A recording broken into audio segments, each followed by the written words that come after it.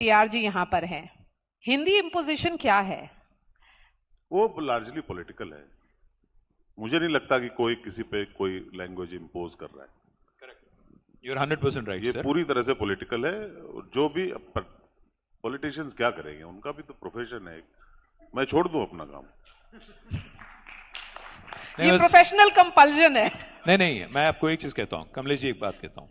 भारत सरकार जब 50 करोड़ रुपया बजट में रखती है कि हिंदी को प्रमोट करना है पूरे भारत में, और जब एक पैसा भी नहीं देती है तेलुगु को प्रमोट करने के लिए, बांग्ला को प्रमोट करने के लिए, मैं क्या समझूं उसको? हिंदी इंपोजिशन तो नहीं कहूंगा, बट हिंदी को प्रमोट तो कर रहे हैं। ऐसा नहीं है कि नहीं प्रमोशन हो रहा है, पर मसला वो नहीं है, समस्या वो नहीं है। मैं यहां पे बैठ के आज हिंदी में आपसे मैं at least I am trying to converse in Hindi as to my best ability. मुझे किसी ने जबरदस्ती की क्या कि आप हिंदी सीखो? नहीं।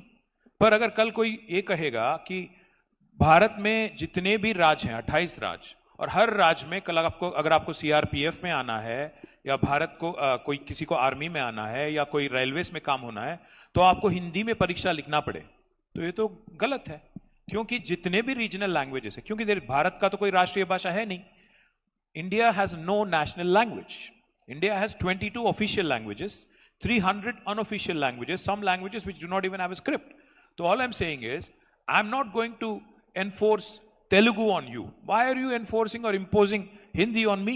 Leave it to the country, leave it to the people of this country. Why are we imposing ourselves on each other? Hindi imposition. See, for example, if Tamil Nadu feels very strongly, or Karnataka feels very strongly, or even Maharashtra feels very strongly, or Telangana feels very strongly, that Hindi should not be imposed, so be it.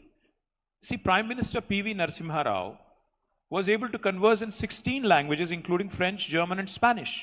So my point is, it is the individual's appetite, it is the individual's interest that should dictate. And also, Kamlesh ji, language is not just political issue. Language is not just a communication tool. Language is also cultural identity. Remember that.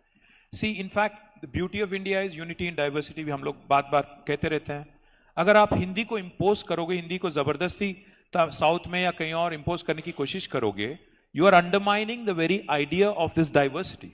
You are undermining the authority of this country which is based on our beautiful diversity. क्यों करना है जबरदस्ती किसी के साथ?